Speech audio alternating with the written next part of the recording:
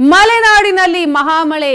ಮಲೆನಾಡಿನಲ್ಲಿ ಭಾರೀ ಮಳೆ ಆಗ್ತಾ ಇದೆ. ಈ ಹಿನ್ನೆಲೆಯಲ್ಲಿ ಅಪಾಯದ ಮಟ್ಟವನ್ನ ಮೀರಿ ಹರಿತಾ ಇವೆ ಪ್ರಮುಖ ನದಿಗಳು. ತುಂಗಾ ನದಿಯಿಂದ ಪ್ರವಾಹದ ಭೀತಿ ಈಗ ಎದುರಾಗಿದೆ. ಶೃಂಗೇರಿಯ ಗಾಂಧಿ ಮೈದಾನ ಸಂಪೂರ್ಣವಾಗಿ ಜಲಾವೃತಗೊಂಡಿರುವಂತದ್ದು. ಸ್ಥಳಕ್ಕೆ ಈಗಾಗಲೇ ರಿಸ್ಕ್ ಟೀಮ್ ಆಗಮಿಸಿದೆ. ಪ್ರವಾಹದಲ್ಲಿ ಸಿಲ್ಕೊಂಡಿರುವಂತಹ 4 ಮಂದಿಯನ್ನ ಇದೀಗ ರಕ್ಷಿಸಲಾಗಿದೆ ಅನ್ನುವಂತಹ ಮಾಹಿತಿಯೂ ಕೂಡ ಲಭ್ಯವಾಗ್ತಾ ಇದೆ. ಸ್ಥಳದಲ್ಲೇ ಮೊಕ್ಕಾಂ ಹೂಡಿದ್ದಾರೆ ಪೊಲೀಸರು. ಜೊತೆಗೆ ತಾಲೂಕು ಮಟ್ಟದ ಅಧಿಕಾರಿಗಳು ಕೂಡ ಅವರಿಗೆ ಸಾಥನ್ನ ನೀಡಿದ್ದಾರೆ. ಶೃಂಗೇರಿ ದೇವಾಲಯದ ಮೆಟ್ಟಿಲವರೆಗೂ ಕೂಡ ತುಂಗಾ ನದಿ ನೀರು ಬಂದಿದೆ. ಇದರಿಂದಾಗಿ ಭಕ್ತರಿಗೂ ಕೂಡ ತೊಂದರೆ ಆಗ್ತಾ ಇದೆ. ಸಂಧ್ಯಾ ವಂದನ ಮಂಟಪ, ಕಪ್ಪೇಶಂಕರ ದೇವಸ್ಥಾನ ಮುಳುಗಡೆ ಆಗಿದೆ ಅನ್ನುವಂಥದ್ದು. ಸ್ಥಳಕ್ಕೆ ಈಗಾಗಲೇ ರಿಸ್ಕಿ ಟೀಮ್ ಕೂಡ ಆಗಮಿಸಿದೆ. ಜೊತೆಗೆ ಯಾರೆಲ್ಲ ಸಿಲ್ಕೊಂಡಿದ್ದಾರೋ ಅವರನ್ನ ರಕ್ಷಿಸುವಂತಹ ಕಾರ್ಯವೂ ಕೂಡ ಭರದಿಂದ ಸಾಗಿದೆ. ರಾಷ್ಟ್ರೀಯ ಹೆದ್ದಾರಿ 169 ಶೃಂಗೇರಿ ಕೆರೆಕಟ್ಟೆ ಮಂಗಳೂರು ಬಸ್ ಸಂಚಾರವನ್ನ ಈಗಾಗಲೇ ಸ್ಥಗಿತ ಮಾಡಲಾಗಿದೆ ಅನ್ನುವಂಥ ಮಾಹಿತಿಯೂ ಕೂಡ ಬರ್ತಾ ಇದೆ. ನೆಮ್ಮಾರು ಬಳಿ ಸೇತುವೆ ಮೇಲೂ ತುಂಗಾ ನದಿ ಉಕ್ಕಿ ಹರಿದಿರುವಂಥದ್ದು. ಮಲೆನಾಡಿನಲ್ಲಿ ಭಾರೀ ಮಳೆಯಾಗ್ತಾ ಇದೆ. ಇನ್ನು ದಕ್ಷಿಣ ಕನ್ನಡದಿಂದ ಚಿಕ್ಕಮಗಳೂರು ಜಿಲ್ಲೆಯ ಸಂಪರ್ಕವೂ ಕೂಡ ಸಂಪೂರ್ಣ ಕಡಿತಗೊಂಡಿರುವಂಥದ್ದು. ಈಗಾಗಲೇ ರಿಸ್ಕ್ ಟೀಮ್ ಸ್ಥಳಕ್ಕೆ ಆಗಮಿಸಿದೆ. ಪ್ರವಾಹದಲ್ಲಿ ಸಿಲುಕಿರುವಂತಹ 4 ಮಂದಿಯನ್ನ ರಿಸ್ಕ್ ಟೀಮ್ ರಕ್ಷಿಸಿದೆ. ಸ್ಥಳದಲ್ಲೇ ಪೊಲೀಸರು ಮೊಕ್ಕಾಂ ಹೂಡಿದ್ದಾರೆ. ತಾಲೂಕು ಮಟ್ಟದ ಅಧಿಕಾರಿಗಳು ಕೂಡ ಇದ್ದಾರೆ. ಎಲ್ಲರೂ ಕೂಡ ರಕ್ಷಣಾ ಕಾರ್ಯದಲ್ಲಿ ನಿರತರಾಗಿದ್ದಾರೆ. ಒಂದ್ ಕಡೆ ಮಳೆ ಅಡ್ಡಿಯನ್ನ ಉಂಟು ಮಾಡ್ತಾ ಇದೆ ಅನ್ನುವಂತಹ ಮಾಹಿತಿ. ಇನ್ನು ರಾಷ್ಟ್ರೀಯ ಹೆದ್ದಾರಿ 169 ಶೃಂಗೇರಿ ಕೆರೆಕಟ್ಟೆ ಮಂಗಳೂರು ಬಸ್ ಸಂಚಾರವನ್ನ ಸಂಪೂರ್ಣವಾಗಿ ಸ್ಥಗಿತಗೊಳಿಸಲಾಗಿದೆ. ನೆಮ್ಮಾರು ಬಳಿ ಸೇತುವೆ ಮೇಲೂ ಕೂಡ ಉಕ್ಕಿ ಹರಿದಿದೆ ತುಂಗಾ ನದಿ. ದೇವಸ್ಥಾನದ ಮೆಟ್ಟಿಲವರೆಗೂ ಕೂಡ ಈಗ ನದಿ ನೀರು ಬಂದಿದೆ. ದಕ್ಷಿಣ ಕನ್ನಡದಿಂದ ಚಿಕ್ಕಮಗಳೂರು ಜಿಲ್ಲೆಯ ಸಂಪರ್ಕವೂ ಕೂಡ ಸಂಪೂರ್ಣವಾಗಿ ಕಡಿತಗೊಂಡಿರುವಂಥದ್ದು.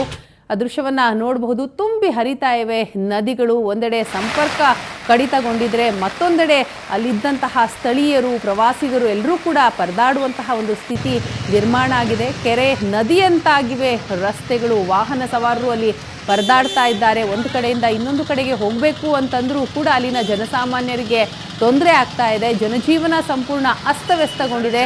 ರಸ್ತೆಯೇ ಕಾಣದೇ ಇರುವಂತಹ ಪರಿಸ್ಥಿತಿ. ಹೊರ ಹೋಗೋದಿಕ್ಕೆ ಆಗ್ತಾ ಇಲ್ಲ ಅನ್ನುವಂತಹ ಅಳಲನ್ನ ತೋಡ್ಕೊಳ್ತಾ ಇದ್ದಾರೆ ಆ ಭಾಗದ ಜನ. ಇದು ರಸ್ತೆಯ ಅಥವಾ ಕೆರೆಯೋ ನದಿಯೋ ಅನ್ನುವಂತಹ ಒಂದು ಅನುಮಾನ ಈಗ ವ್ಯಕ್ತವಾಗ್ತಾ ಇದೆ. ಚಿಕ್ಕಮಗಳೂರಿನಲ್ಲಿ ಮಳೆಯ ಅಬ್ಬರ ಜಾಸ್ತಿ ಆಗಿದೆ. ಮೂಡಿಗೆರೆ ತಾಲೂಕಿನ ಕಳಸ ಹಾಗೂ ಕುದುರೆಮುಖ ಸಂಪರ್ಕ ಏನಿದೆ ಅದು ಸಂಪೂರ್ಣವಾಗಿ ಕಡಿತಗೊಂಡಿದೆ. ಗುಡ್ಡ ಕುಸಿತ ಕೂಡ ಮತ್ತೊಂದೆಡೆ ಆಗ್ತಾ ಇರುವಂಥದ್ದು. ಕಳಸ, ಕುದುರೆಮುಖ, ಮಂಗಳೂರು ಮಾರ್ಗ ಈಗಾಗಲೇ ಬಂದ್ ಮಾಡಲಾಗಿದೆ. ಈ ಬಗ್ಗೆ ಇನ್ನಷ್ಟು ಮಾಹಿತಿಯನ್ನು ಕೊಡ್ತಾರೆ ನಮ್ಮ ರಿಪೋರ್ಟರ್ ಕಿರಣ್. ಇದೀಗ ನಮ್ಮ ಜೊತೆ ಸಂಪರ್ಕದಲ್ಲಿದ್ದಾರೆ. ಕಿರಣ್, ಚಿಕ್ಕಮಗಳೂರಿನಾದ್ಯಂತ ಈಗ ಭಾರೀ ಮಳೆ ಆಗ್ತಾ ಇದೆ. ಒಂದು ಕಡೆ ಸಂಪರ್ಕ ಕಡಿತಗೊಳ್ತಾ ಇದ್ರೆ ಮತ್ತೊಂದೆಡೆ ಜನಜೀವನ ಸಂಪೂರ್ಣ ಅಸ್ತವ್ಯಸ್ತ ಆಗಿರುವಂಥದ್ದು. ಸೊ ಜಿಲ್ಲಾಡಳಿತದಿಂದ ಏನೆಲ್ಲ ಕೆಲಸ ಆಗ್ತಾ ಇದೆ?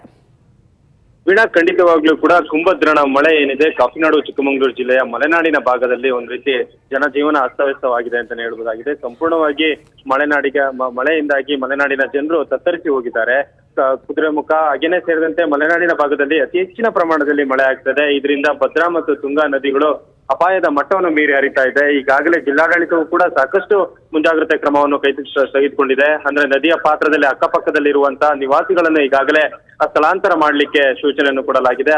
ಹಾಗೇನೆ ಜಿಲ್ಲಾಡಳಿತದಿಂದ ಯಾವ ರೀತಿ ಮುಂಜಾಗ್ರತಾ ಕ್ರಮವನ್ನು ತೆಗೆದುಕೊಳ್ಳಬೇಕು, ಸ್ಥಳದಲ್ಲೇ ಪೊಲೀಸ್ ಅಧಿಕಾರಿಗಳು ಮತ್ತು ತಾಲೂಕು ಅಧಿಕಾರಿಗಳನ್ನ ಸ್ಥಳದಲ್ಲೇ ಮೊಕ್ಕಾಂ ಹೂಡ್ಲಿಕ್ಕೂ ಕೂಡ ಸೂಚನೆಯನ್ನು ಕೊಡಲಾಗಿದೆ. ಈಗಾಗಲೇ ತುಂಗಾ ನದಿ ಅಪಾಯದ ಮಟ್ಟವನ್ನು ಮೀರಿ ಹರಿತಿರುವ ಹಿನ್ನೆಲೆಯಲ್ಲಿ ಶೃಂಗೇರಿ ದೇವಸ್ಥಾನದಲ್ಲಿದ್ದಂತ ಗಾಂಧಿ ಮೈದಾನ ಸಂಪೂರ್ಣವಾಗಿ ಜಲಾವೃತಗೊಂಡಿದೆ. ಜಲಾವೃತಗೊಂಡಿರೋದ್ರಿಂದ ಅಲ್ಲಿ ಅಂಗಡಿ ಮಳಿಗೆಗಳಿಗೂ ಕೂಡ ನೀರು ನುಗ್ಗಿದೆ. ಅಲ್ಲದೆ ಪಕ್ಕದಲ್ಲೇ ಇದ್ದಂತಹ ಕಪ್ಪೇಶಂಕರ ದೇವಾಲಯ ಕೂಡ, ಸಂಧ್ಯಾ ಮಂಟಪ ಸೇರಿದಂತೆ ಎಲ್ಲವೂ ಕೂಡ ತುಂಗಾ ನದಿಯ ಉಕ್ಕಿ ಹರಿದ ಪರಿಣಾಮವಾಗಿ ಸಂಪೂರ್ಣವಾಗಿ ಜಲಾವೃತವಾಗಿದೆ.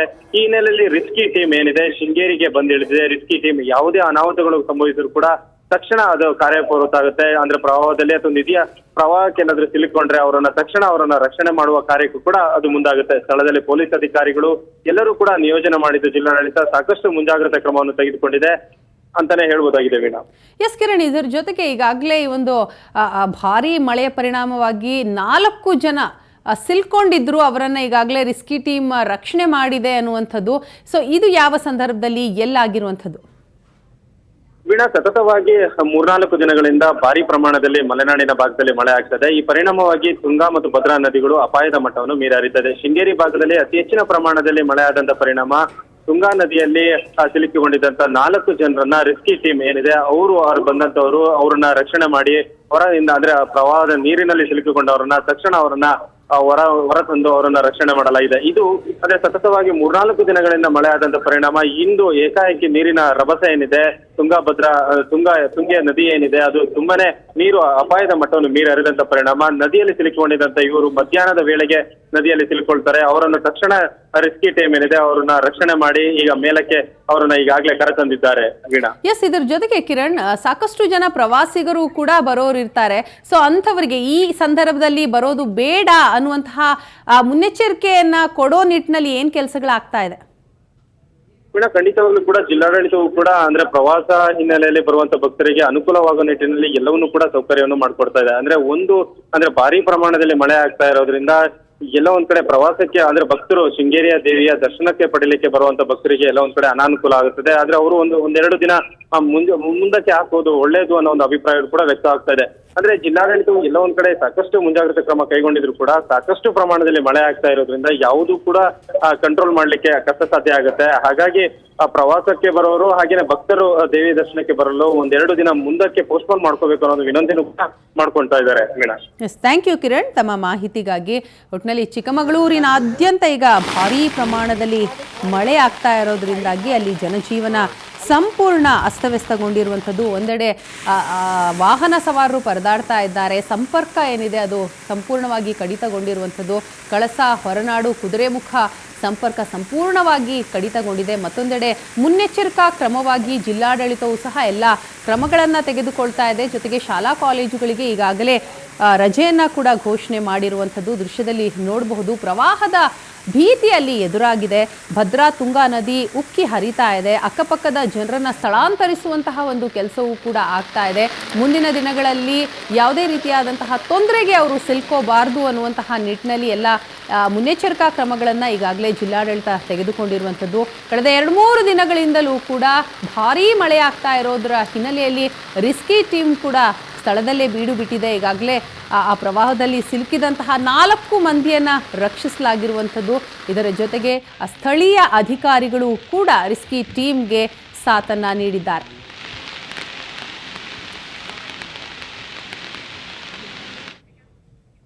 ಇನ್ನು ಚಿಕ್ಕಮಗಳೂರಿನ ಮೂಡಿಗೆರೆ ತಾಲೂಕಿನ ಕಳಸದ ಬಳಿ ಇರುವ ಭದ್ರಾ ನದಿ ಅಪಾಯದ ಮಟ್ಟ ಮೀರಿ ಹರಿತಾ ಇದೆ. ಈ ಕುರಿತು ನಮ್ಮ ರಿಪೋರ್ಟರ್ ಕಿರಣ್ ಅಲ್ಲಿಂದ ವಾಕ್ಥ್ರೂ ನಡೆಸಿದ್ದಾರೆ. ಬನ್ನಿ ನೋಡೋಣ. ಕುಂಭದ್ರೋಣ ಮಳೆಗೆ ಮಲೆನಾಡು ತತ್ತರವಾಗಿದೆ. ಕಾಫಿನಾಡು ಚಿಕ್ಕಮಗಳೂರು ಜಿಲ್ಲೆಯ ಮಲೆನಾಡಿನ ಭಾಗದಲ್ಲಿ ಸತತವಾಗಿ ಸುರಿಯುತ್ತಿರುವ ಮಳೆಯಿಂದಾಗಿ ಪ್ರಮುಖ ನದಿಗಳು ಅಪಾಯದ ಮಟ್ಟವನ್ನು ಮೀರಿ ಹರಿತಾ ಇದೆ.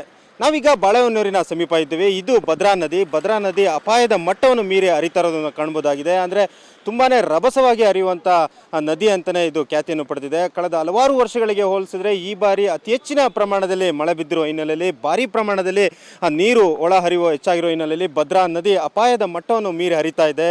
ಅಂದರೆ ಸೇತುವೆಯ ಕೆಳಭಾಗದಲ್ಲಿ ಇನ್ನೇನು ಕೆಲವೇ ಅಡಿಗಳು ಮಾತ್ರ, ಅಂದರೆ ಈ ಸೇತುವೆಯನ್ನು ಮೇಲೆ ಹರಿಲಿಕ್ಕೂ ಕೂಡ ನೀರು ಬಾಕಿ ಇರುವಂತೆ ಭಾಸವಾಗುತ್ತೆ. ಅಂದರೆ ಅಷ್ಟು ಗಾಢವಾಗಿ ನೀರು ಬರ್ತಾ ಇದೆ. ಅಂದರೆ ಅಷ್ಟು ರಭಸವಾಗಿ ನೀರು ಹರಿತಿರೋದನ್ನು ಕಾಣ್ಬೋದಾಗಿದೆ. ನೀರಿನ ರಭಸಕ್ಕೆ ಅಲ್ಲಿದ್ದಂಥ ಅಕ್ಕಪಕ್ಕ ಇದ್ದಂಥ ಕಸ ಕಡ್ಡಿಗಳು ಕೂಡ ಕೊಚ್ಕೊಂಡು ಬರ್ತಾ ಇರೋದನ್ನು ನಾವು ಕಾಣ್ಬೋದಾಗಿದೆ. ಅಂದರೆ ಅಷ್ಟು ರಭಸವಾಗಿ ಭದ್ರಾ ನದಿ ಹರಿತಾ ಇರೋದನ್ನು ಕಾಣ್ಬೋದಾಗಿದೆ. ಇದನ್ನು ಕುತೂಹಲವಾಗಿ ಜನರು ಕೂಡ ಸಾಕಷ್ಟು ಜನ ಕುತೂಹಲವಾಗಿ ಭದ್ರಾ ನದಿ ಈ ಪ್ರಮಾಣದಲ್ಲಿ ತುಂಬಿ ರಭಸವಾಗಿ ಹರಿತಾ ಇರೋದನ್ನು ಕಣ್ತುಂಬಿಕೊಳ್ಳೋಕ್ಕೆ ಸಾಕಷ್ಟು ಜನರು ಕೂಡ ಸ್ಥಳೀಯರು ಇಲ್ಲಿಗೆ ಬಂದು ಆಗಮಿಸಿ ಇದನ್ನು ನೋಡ್ತಾ ಇದ್ದಾರೆ. ಅಂದರೆ ಭದ್ರಾ ನದಿ ಅಂದರೆ ಸಾಮಾನ್ಯವಾಗಿ ಈ ಭದ್ರಾ ನದಿ ಅಷ್ಟು ರಭಸವಾಗಿ ಹರಿಯುವ ಹಿನ್ನೆಲೆಯಲ್ಲಿ ಇದನ್ನು ಕಣ್ತುಂಬಿಕೊಳ್ಳೋದಕ್ಕೆ ಒಂದು ಆನಂದ ಅಂತ ಈ ಸ್ಥಳೀಯರು ಈಗಾಗಲೇ ಹೇಳ್ತಾ ಇದ್ದಾರೆ.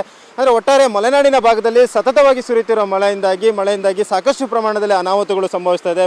ಮನೆಯಿಂದ ಹೊರಬರಲಿಕ್ಕೂ ಕೂಡ ಜನರು ಎದುರುವಂಥ ಪರಿಸ್ಥಿತಿ ನಿರ್ಮಾಣವಾಗಿದೆ. ಸತತವಾಗಿ ಮಳೆಯಿಂದಾಗಿ ಜನಜೀವನ ಮಲೆನಾಡಿನಲ್ಲಿ ಅಸ್ತವ್ಯಸ್ತವಾಗಿದೆ. ಭದ್ರಾ ನದಿ ತುಂಬಿ ಹರಿತಿರುವ ಹಿನ್ನೆಲೆಯಲ್ಲಿ ಅಕ್ಕಪಕ್ಕದಲ್ಲಿ ನೀರು ನುಗ್ಗಿದೆ, ಜಲಾವೃತವಾಗಿರೋದನ್ನು ಕಾಣ್ಬೋದಾಗಿದೆ. ಅಡಿಕೆ ತೋಟ ಸಂಪೂರ್ಣವಾಗಿ ಮಳೆಯಿಂದಾಗಿ ಜಲಾವೃತಗೊಂಡಿರೋದನ್ನು ಕಾಣ್ಬೋದಾಗಿದೆ. ಈಗಾಗಲೇ ಡಿಸಿ ಅವರು ಜಿಲ್ಲಾಧಿಕಾರಿಗಳು ಒಂದು ಕಟ್ಟುನಿಟ್ಟಿನ ಸೂಚನೆಯನ್ನು ಕೊಟ್ಟಿದ್ದಾರೆ. ಅಕ್ಕಪಕ್ಕದ ಮನೆಗಳನ್ನು ಸ್ಥಳಾಂತರಕ್ಕೆ ಈಗಾಗಲೇ ಸ್ಥಳೀಯ ಅಧಿಕಾರಿಗಳಿಗೆ ಸೂಚನೆ ನೀಡಿದ್ದಾರೆ. ಒಟ್ಟಾರೆ ಮಲೆನಾಡಿನಲ್ಲಿ ಸುರಿಯುತ್ತಿರುವಂಥ ಮಳೆ ಸಾಕಷ್ಟು ಅನಾಹುತಗಳನ್ನು ಸೃಷ್ಟಿಸಿದೆ ಅಂತಲೇ ಹೇಳ್ಬೋದಾಗಿದೆ. ಚಿಕ್ಕಮಗಳೂರಿನ ಕ್ಯಾಮರಾಮನ್ ಶಶಿ ಜೊತೆಗೆ ಆಲ್ದೂರು ಕಿರಣ್, ಸುವರ್ಣ ನ್ಯೂಸ್.